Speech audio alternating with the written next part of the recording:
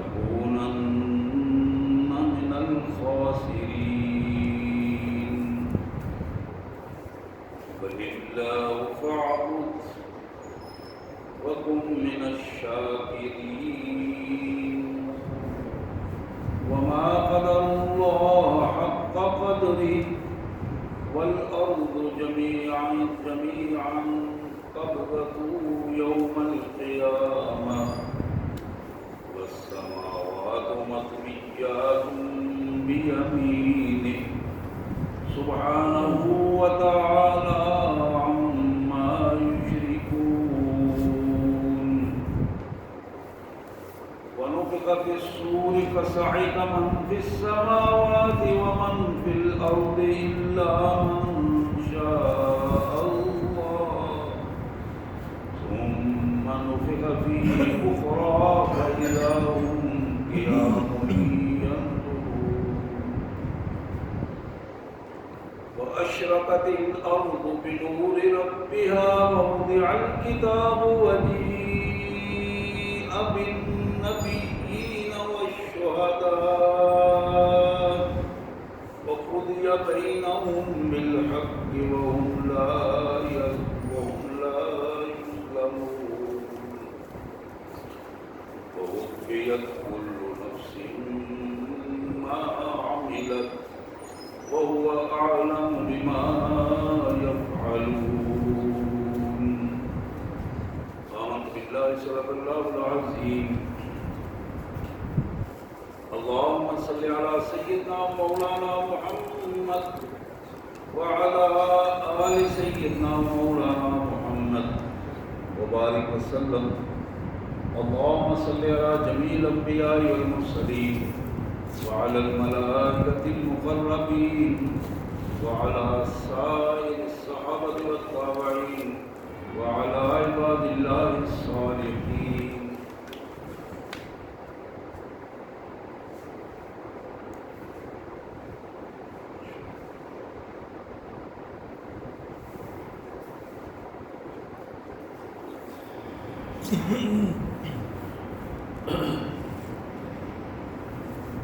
اللہ کے پاک کلام قرآن مجید میں یہ 24واں پارہ ہے اور سورہ زمر کا یہ اہم ترین رکوع ہے جو پورا رکوع میں نے آپ کے سامنے تلاوت کیا ہے۔ سب سے پہلے ان مبارک آیات کا سادہ سا مفہوم اور انشاءاللہ پھر اسی پس منظر میں مختصر سی گفتگو۔ اللہ کے مبارک نام سے جو بڑا مہربان بہت زیادہ رحم کرنے والا ہے۔ کل میرے رسول صلی اللہ علیہ وسلم ان لوگوں کو پوچھئے غیر اللہ تعبدونی اعبد،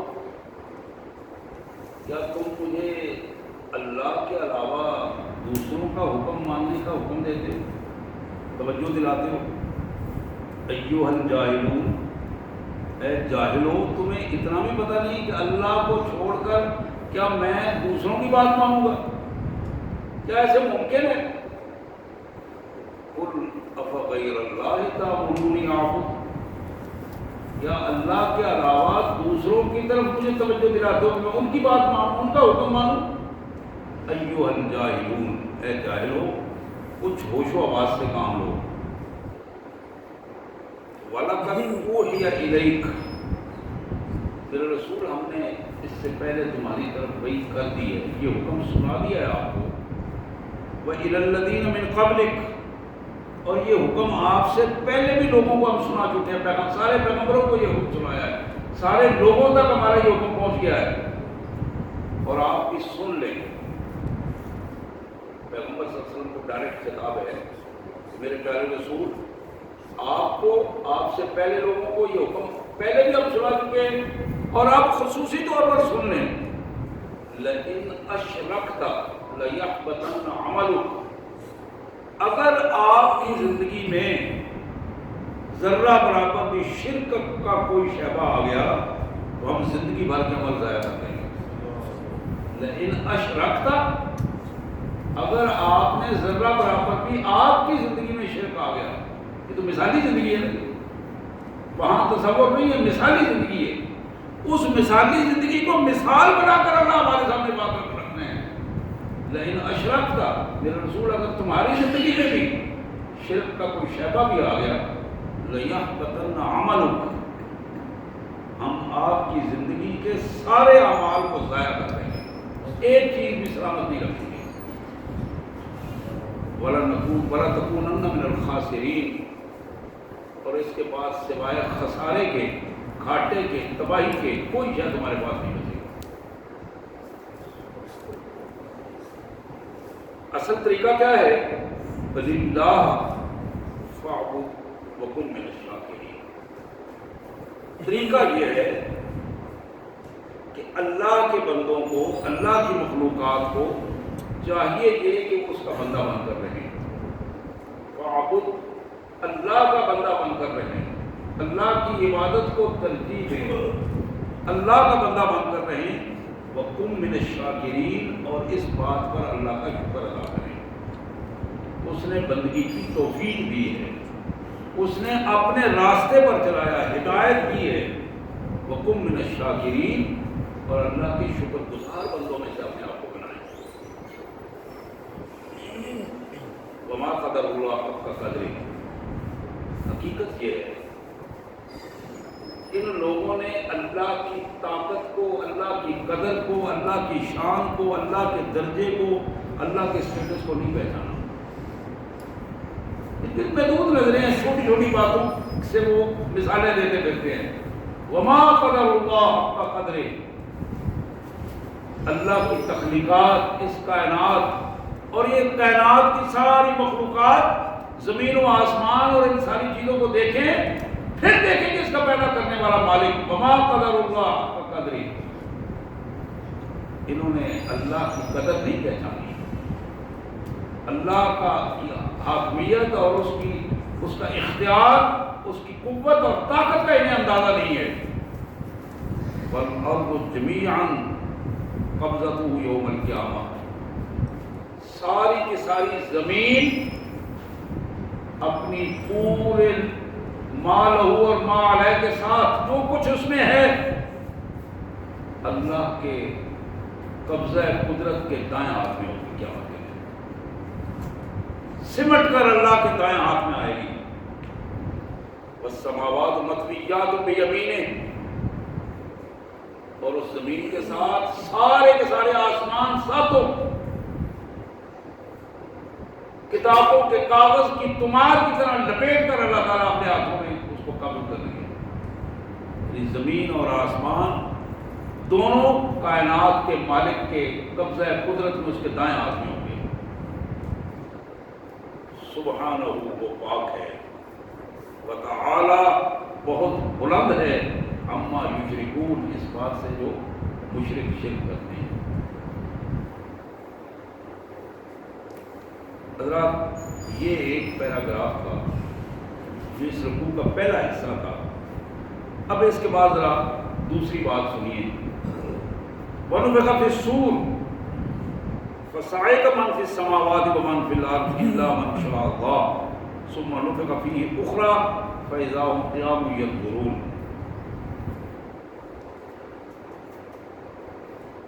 ایک سور پھونکا جائے گا. وَنُفِخَ فِي الصُّورِ، ایک سور پھونکنے کی آواز آئے گی، اور یہ آواز ایک چیخ کی آواز ہوگی.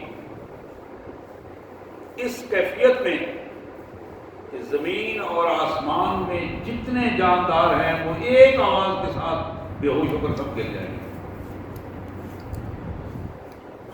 پوری کائنات میں ایک ہی آواز ہوگی. اب ذرا غور کیجیے اس بات پر، یہ معمولی بات نہیں ہے. پوری کائنات میں، یہ جو ہمارے سامنے جو بر اعظم ہے، 7-10 جتنے بھی بر اعظم ہیں، چھوٹی چھوٹی سی چیز ہے، معمولی سی چیز اللہ کی مخلوقات میں، لیکن ہمارے لیے یہ بہت بڑی ایک طویل سینکڑوں ہزاروں میل کائنات کے مالک میں اس مالک کائنات کے مخلوقات میں اس کی حیثیت رنگ کے برابر بھی نہیں ہے. اس پوری کائنات میں ورغ الصور ایک آواز آئے گی، اور وہ ایک آواز نتیجہ کیا ہوگا؟ زمین و آسمان میں جتنے جاندار موجود ہیں سارے کے سارے بے ہوش ہو کر کے آئیں گے. ایک ہی آواز. الا من شاء اللہ، ہاں جس کو اللہ بے ہوش نہیں کرنا چاہے گا وہ بے ہوش نہیں ہوگا، مالک جس کو بچا لے. ثم نفخ فی الاخری فیہ ثم نفخ فیہ اخری، اس بے ہوشی کے بعد پھر ایک دوسری آواز آئے گی.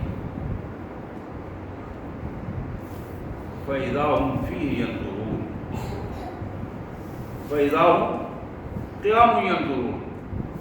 یہ جو دوسری آواز ہے اس کے ساتھ ہی وہ بے ہوش ہوئے سب لوگ اٹھ کر کھڑے ہو جائیں گے اور اللہ کے حضور جواب دہی کے لیے تیار ہوں گے.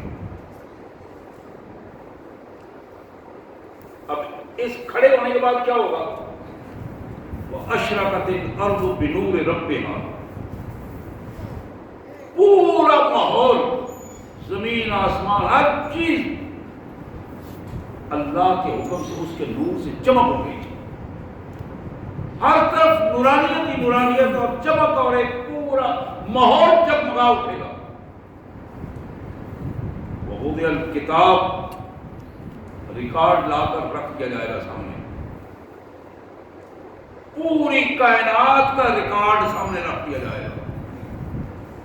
وَجِيءَ بِالنَّبِيِّينَ وَالشُّهَدَاءِ، نبیوں کو ایک حکم کے ساتھ بلا دیا جائے گا، وہ ایک تشریف لے آئیں گے. وَالشُّهَدَاء، اور گواہوں کو بلا دیا جائے گا، وہ گواہ سارے اس پر کو بھی ایک جگہ میں ایک سائڈ پہ آئیں گے. وَقُضِيَ بَيْنَهُم بِالْحَقِّ، حق کے ساتھ، سچائی کے ساتھ، انصاف کے ساتھ ہر ایک کا فیصلہ فرما دیا جائے گا. وَهُمْ لَا يُظْلَمُونَ، اور کسی کے ساتھ ذرہ برابر بھی ظلم نہیں ہوگا. سبحان اللہ. وَوُفِّيَتْ كُلُّ نَفْسٍ مَّا عَمِلَتْ، جس نے جو عمل کیا ہوگا، جس نے جو عمل کیا ہوگا، وَهُوَ أَعْلَمُ بِمَا يَفْعَلُونَ، اور جو کچھ وہ کر رہے ہوں گے اللہ ان کے ایک ایک چیز سے بخوبی واقف ہے. حضرات یہ آیات تھی سورہ زمر کی 24ویں پارے کی. آیات کی اہمیت اور ان کی کیفیت آپ کے سامنے آ گئی ہے، اور یقین کیجئے ان آیات کو پڑھ کر کوئی بھی ایماندار ایک دفعہ کانپ جاتا ہے. وہ منظر جو قرآن مجید نے ہمارے سامنے رکھا ہے اس کی کیفیت کیا ہے. دو ہی پیراگراف ہیں، پہلا منظر اور دوسرا منظر. پہلی چیز جو جس کے حوالے سے میں عرض کرنا چاہوں گا، جس پہ زور دیا ہے قرآن مجید، وہ عقیدہ ہے. عقیدے پہ زور دیا. مشرک اور جاہل ان کو ٹارگٹ بنا کر قرآن مجید نے یہ بات بتائی ہے کہ بندہ مومن کسی جاہل یا مشرک کا پیروکار نہیں ہوتا. بندہ مومن کسی مشرک اور جاہل کے ساتھ کھڑا نہیں ہوتا. بندہ مومن اپنی ہمدردیاں کسی مشرک کے ساتھ اس کی ہمدردیاں نہیں ہوتی. یہ پہلو ہے جس کو دو ٹوک کائنات کے مالک نے ہمارے سامنے رکھ دیا ہے. اور اس سے بہت آگے اپنے پیارے رسول صلی اللہ علیہ وسلم کی مثال دے کر، دوسری اگلی آیت میں آتا ہے سورہ شورى میں مثال بنا دی ہے. وہاں 5-7 نبیوں کا نام لیا، انبیاء کرام کا نام لے کر ان کا آخر میں انہیں بتایا کہ تم میں سے، ان اللہ کے نبیوں میں سے، تم میں سے اگر کسی کے کھاتے میں ذرہ برابر بھی اگر شرک کا شائبہ ہوا تو ہم زندگی بھر کے سارے اعمال ضائع کر دیں گے. میرے بھائیوں شرک وہ جرم ہے، اگر زندگی میں ایک دفعہ شرک کیا ہے، ایک دفعہ شرک کرنے کے ساتھ اس سے پہلے کی ساری نیکیاں ختم ہو جاتی ہیں، ریکارڈ صاف ہو جاتا ہے۔ اتنا گھنونا یہ جرم ہے، اتنا گھنونا جرم ہے کہ ایک دفعہ کرنے کے ساتھ زندگی کے اعمال صاف ہو جاتے ہیں، کچھ باقی بچتا نہیں۔ جو قرآن نے کہا نا لَيَحْبَطَنَّ عَمَلُكَ وَلَا تَكُونَنَّ مِنَ الْخَاسِرِينَ، اعمال ضائع ہو جائیں گے اور سوائے گھاٹے، خسارے اور تباہی اور ذلت اور رسوائی کے کچھ بچے گا نہیں۔ اور شیطان کا سب سے بڑا حربہ، سب سے بڑا حربہ یہ ہے کہ بندہ مومن کا عقیدہ تباہ کر دیا جائے، اس کے اندر شرک کے جراثیم پیدا کر دیے جائیں۔ اگر وہ خود مشرک نہیں ہے تو کم از کم مشرک کا فالوور بنا دیا جائے، اسے مشرک کے ساتھ اسے کھڑا کر دیا جائے، مشرک کے ساتھ اس کی ہمدردیاں ضرور ہوں، اور نتیجہ یہ نکلے کہ آہستہ آہستہ اس کا عقیدہ بھی تباہ و برباد ہو جائے۔ حضرات یہ وہ پہلو ہے جو اس میں غور کرنے کی ضرورت ہے۔ اب ایک اور پہلو کہ یہ شرک کیا چیز ہے، شرک کیا چیز ہے جس کو قرآن مجید نے ہمارے سامنے رکھا ہے۔ بنیادی طور پر اللہ وحدہ لا شریک کلمہ میں جو پہلا حصہ ہم پڑھتے ہیں اور اس کا ہم اظہار کرتے ہیں، پہلے حصے کا پڑھ کے توحید، اللہ کو ایک ماننا، وحدہ ہم الفاظ کہتے ہیں وحدہ وہ ایک ہے، لا الہ الا اللہ، اللہ کے علاوہ کوئی معبود نہیں، کوئی حاکم نہیں، کوئی طاقتور نہیں، کوئی قانون دینے والا نہیں، کوئی زندگی دینے والا نہیں، کوئی رزق دینے والا نہیں، کوئی عزت دینے والا نہیں، لا الہ الا اللہ وحدہ وہ اکیلا ہے، لا شریک لہ اس جیسا کوئی نہیں، اس کا اس میں کوئی شریک نہیں۔ قرآن مجید اس کی وضاحت اور دوسرے ایک انداز میں کرتا ہے، الحمدللہ الذی لم یتخذ ولدا ولم یکن لہ شریک فی الملک ولم یکن لہ ولی من الذل وکبرہ تکبیرا۔ الحمدللہ الذی، تعریف صرف اس مالک کے لیے ہے، لم یتخذ ولدا، جس کی کوئی اولاد نہیں ہے، وہ پاک ہے اولاد سے۔ اولاد، ہم صاحب اولاد ہے، ہمیں معلوم ہے اولاد باپ کے معاملات میں شریک ہوتی ہے، باپ کی وراثت لیتی ہے، باپ کے اختیارات میں شریک ہو جاتی ہے، باپ کے نہ چاہتے ہوئے بھی اس کے معاملات میں شریک ہو جاتی ہے۔ کائنات کا مالک اس سے پاک ہے، لم یتخذ ولدا۔ دوسری آیت میں ہے ولم تکن لہ صاحبہ، نہ بیوی ہے نہ بچے ہیں، وہ ان سب چیزوں سے پاک ہے۔ الحمدللہ الذی لم یتخذ ولدا ولم یکن لہ شریک فی الملک، اس کے اختیارات میں، اس کی حکومت میں، اس کی صفات میں، اس کے حقوق میں کوئی دوسرا اس جیسا نہیں، سب اس سے نیچے، سب اس کی مخلوقات اللہ کے اختیارات میں، یہ پوری کائنات پر اس کی مخلوقات ہیں۔ اب اگر کسی بھی سطح پر کوئی شخص اس بات کا اظہار کر دے کہ میری مرضی کے مطابق یہ کام ہوگا، جو میں چاہوں گا وہ ہوگا، اللہ کے رسول صلی اللہ علیہ وسلم نے اسے شرک قرار دیا ہے، شرک قرار دیا ہے۔ میں ایک چھوٹی سی مثال آپ کو دوں گا، بخاری کی ایک حدیث مبارک، پہلے بھی ایک خطبے میں نے عرض کی تھی، آج اس موضوع کے حوالے سے میں بات کر رہا ہوں کہ وہی حدیث نبی رحمت صلی اللہ علیہ وسلم نے فرمایا، حضور تشریف فرمائیں، ایک نو مسلم آپ کے پاس صحابی بیٹھے ہیں، گفتگو کے دوران ان کی زبان سے ایک جملہ نکلا. جملہ یہ تھا کہ ماشاء اللہ و ماشاء محمد صلی اللہ علیہ وسلم. جو اللہ چاہے، جو محمد صلی اللہ علیہ وسلم چاہے. حدیث میں دوسرے الفاظ آتے ہیں، اس نے کہا ماشاء اللہ و ما شئت، جو اللہ چاہے، جو آپ چاہیں. یہ جملہ سن کر محمد رسول اللہ صلی اللہ علیہ وسلم کے جسم ادب پر کب کبھی طاری ہو گئی. اللہ کا خوف کب کبھی طاری ہو گئی. اور اس کب کبھی کی کیفیت یہ تھی کہ آپ کے مبارک کندھوں پر جو چادر تھی وہ گر گئی.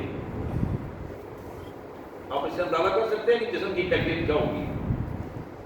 کافی دیر بعد جب آپ کی طبیعت پرسکون ہوئی تو آپ نے پوچھا اس بھائی کو مخاطب کرتے ہوئے، صحابی کو مخاطب کرتے ہوئے، اجعلتنی ندًا للہ، کیا تو نے مجھے اللہ کا شریک بنا دیا ہے. اب ذرا غور کیجیے اس جملے پر. ہم اکثر کہتے ہیں جو میں چاہوں گا وہ ہوگا، جو میرا لیڈر چاہے گا وہ ہوگا، جو میرا چیئرمین چاہے گا وہ ہوگا، جو میرا صدر چاہے گا وہ ہوگا، جو میرا امیر چاہے گا وہ ہوگا. نہیں، جو میرا باپ چاہے گا وہ ہوگا. نہیں. وما تشاءون الا یشاء اللہ، تمہارے چاہنے سے کچھ نہیں ہوتا، اللہ کے چاہنے سے ہوتا ہے. جو اللہ چاہے وہ ہوتا ہے، تمہارے چاہنے سے کچھ نہیں ہوتا. وما تشاءون الا یشاء اللہ. چاہت صرف اللہ کی ہے، فیصلہ صرف اللہ کا ہے. تو یہاں حضور اکرم صلی اللہ علیہ وسلم نے فرمایا اجعلتنی ندًا للہ، کیا تم نے مجھے اللہ کا شریک بنا دیا ہے. قل ماشاء اللہ فقط، صرف اتنا کہو جو اللہ چاہے. قل ماشاء اللہ فقط، صرف اتنا کہو جو اللہ چاہے. محمد کی چاہت اللہ کی چاہت کے علاوہ نہیں ہے، اور کسی بھی نبی کی چاہت. اللہ کے سارے پیغمبر علیہ السلام صرف وہی چاہتے ہیں جو ان کا رب چاہتا ہے. وہ تو معصوم ہے، اور محمد رسول اللہ تو امام المعصومین ہے. تو میرے پیارے بھائیوں، یہ سب سے پہلا سبق جو آج کی ان آیات میں ہمارے سامنے رکھا گیا، اور اس شرک کی کیفیت دو کیفیات ہیں، بلکہ اگر میں اسے تین کہوں تقسیم، جو قرآن و حدیث کے حوالے سے تین کی تقسیم ہوتی ہے. شرک اکبر ہے، شرک اصغر ہے، شرک جلی ہے، شرک خفی ہے. نبی رحمت صلی اللہ علیہ وسلم نے اس کی مختلف انداز میں وضاحت فرمائی ہے. ایک شرک وہ ہے جو سادہ سادہ بالکل سامنے سامنے، ایک شخص کسی انسان کے سامنے سجدہ ریز ہوتا ہے، بڑا سادہ سادہ بات ہے، مشرک ہے وہ. کسی قبر کے سامنے سجدہ ریز ہو جاتا ہے، مشرک ہے وہ. مردہ یا زندہ کسی کے سامنے، میں نے حدیث میں الفاظ پڑھے ہیں، ہدایت المستفید کتاب ہے، پڑھی جا سکتی ہے سیاستہ کے حوالے سے. رسول اللہ صلی اللہ علیہ وسلم نے فرمایا کہ جس طرح بندہ نماز میں جس طرح اٹھتا بیٹھتا کھڑا ہوتا ہے، قیام کرتا ہے، رکوع کرتا ہے، سجدہ کرتا ہے، تشہد کی کیفیت، یہ سارے نماز کے اعمال، اس طرح کا کوئی عمل کسی انسان کے سامنے کرے گا تو وہ مشرک ہوگا. اب ان الفاظ کو غور کیجیے. کسی انسان کے سامنے نماز کی طرح ہاتھ باندھ کر کھڑے ہو جانا، کسی انسان کے سامنے رکوع کی طرح کھڑے ہو جانا، جس طرح یہ جبری شمس وغیرہ لوگ کرتے ہیں، اس طرح نیچے ہو کے اوپر نیچے. سجدہ کی حالت میں کسی کے سامنے سجدہ ریز ہو جانا، ہمارے یہاں جاہلوں کی عام روایات ہیں. قبر کے دروازے سے پہلے سجدہ کرنا، دروازے کے اندر جا کے سجدہ کرنا، یہ وہ ظالمانہ رویے ہیں جن ظالمانہ رویوں نے ہماری قومی روایات، یقین کیجیے اس میں کوئی اختلاف نہیں، کوئی بریلوی دیوبندی حدیث کا اختلاف نہیں. یہ عقیدہ ہے، اور عقیدہ سارا مسلمانوں کا ایک ہے، اس لیے کلمہ ایک ہے. ہمارا کلمہ ایک ہے، ہمارے نبی ایک ہے، ہمارا قرآن ایک ہے، ہم مسلمان ایک ہیں. میں جو بات کر رہا ہوں کسی فرقے کی بات نہیں کر رہا ہوں، میں قرآن مجید کی بات کر رہا ہوں اور عقیدے کی بات کر رہا ہوں. اور یہ عقیدہ اسلام کا عقیدہ ہے، مسلمان کا عقیدہ ہے.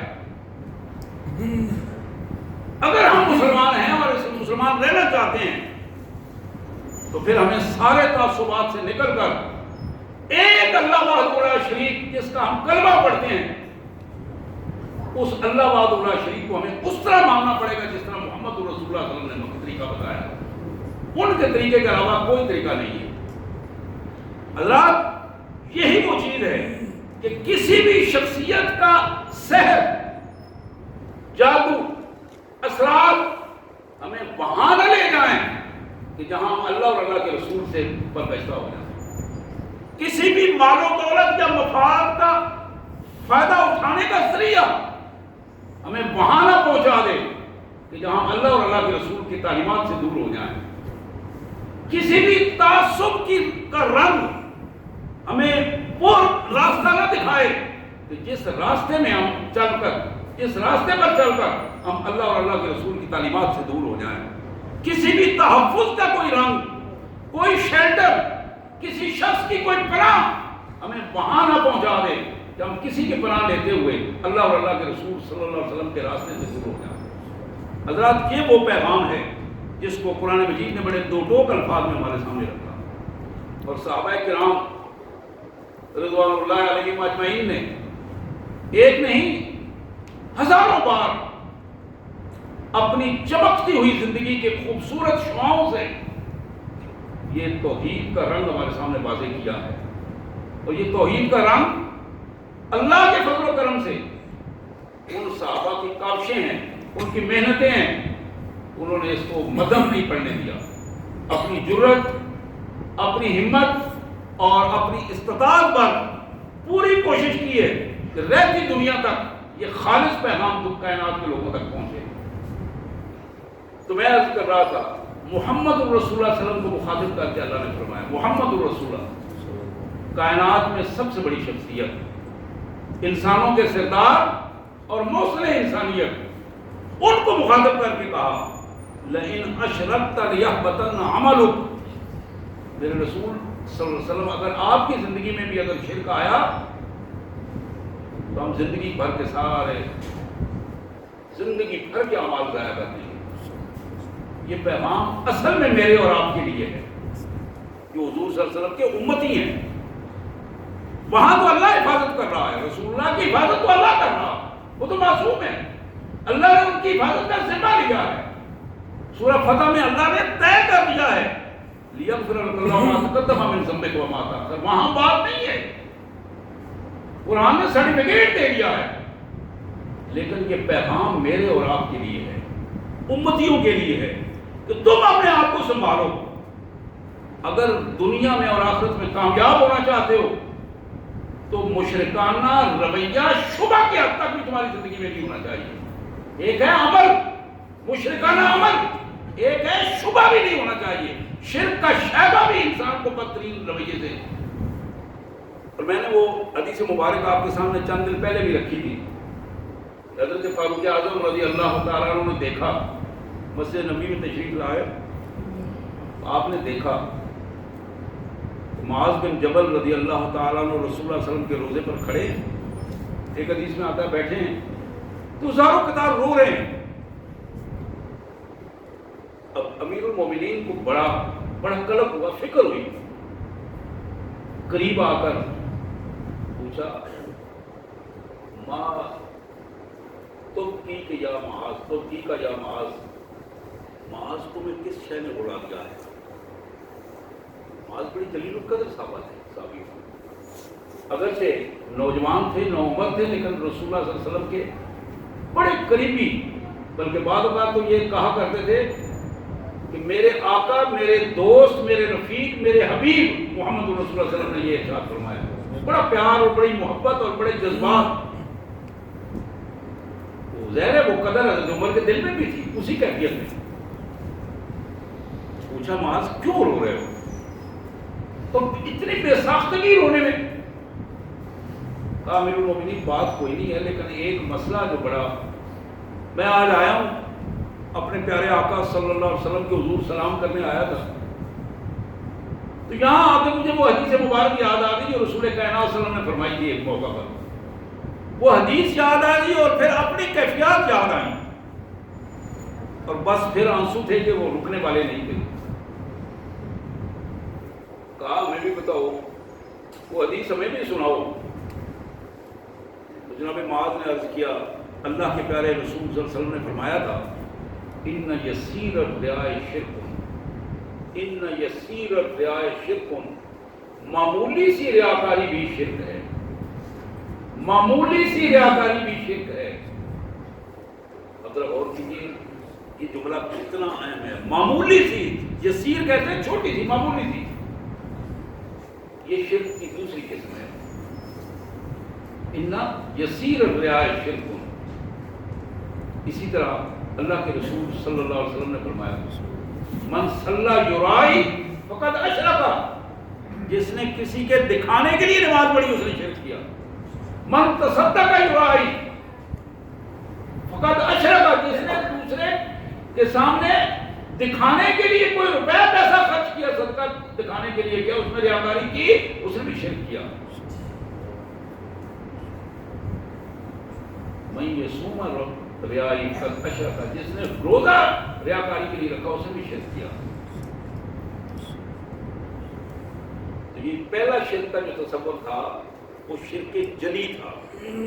میں نے جس کی مثال آپ کو یہ زندہ یا مردہ کے سامنے سجدہ ریزی کی مثال دی، یا اس قسم کے اور عبادات کی مثال دی کہ سجدہ ریزی ہے، ہاتھ باندھ کر کھڑا ہونا ہے، یا رکوع کی صورت میں کھڑا ہونا ہے. یہ کسی نماز کی حالت میں، تشہد کی کیفیت میں، کسی بھی نماز کے عمل کے ساتھ کسی انسان کے سامنے ادب کے ساتھ کھڑا ہونا، اس کو وہ ادب نہیں، وہ بے ادبی ہے.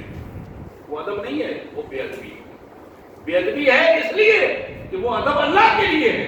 جو ادب خالق کے لیے ہے وہ مخلوق کے لیے نہیں ہو سکتا. یہی وہ بنیاد ہے. یہ پہلی چیز میں نے آپ کے سامنے رکھی، اس کو ذرا ذہن میں رکھیے. دوسری چیز جو شرک کے حوالے سے میں نے بتایا، یہ دوسری چیز ریاکاری شرک ہے. ریاکاری شرک ہے، دکھاوا شرک ہے. کوئی بھی عمل جسے آپ دین سمجھ کر کر رہے ہیں اور ذہن میں یہ بات آئی ہے کہ لوگ مجھے دیندار سمجھیں، لوگ مجھے حاجی سمجھیں، لوگ مجھے نمازی سمجھیں، لوگ مجھے عمرہ کرنے والا سمجھیں، لوگ مجھے زیادہ سے زیادہ خرچ کرنے والا سمجھیں، لوگ مجھے زیادہ سے زیادہ دیندار، دین سکھانے والا، سیکھنے والا سمجھیں. یعنی کسی بھی صورت میں جہاں ریاکاری کا پہلو آ جائے گا، ان یسیر الریاء شرک. اس کے لیے میں نے حدیث مبارک کے الفاظ آپ کے سامنے رکھے. تیسرا پہلو جس کو قرآن مجید شرک قرار دیتا ہے، ارائیت من اتخذ الہہ ہوا، میرے رسول تمہارا کیا خیال ہے اس شخص کے بارے میں جس نے اپنی خواہشات نفس کو خدا بنا دیا.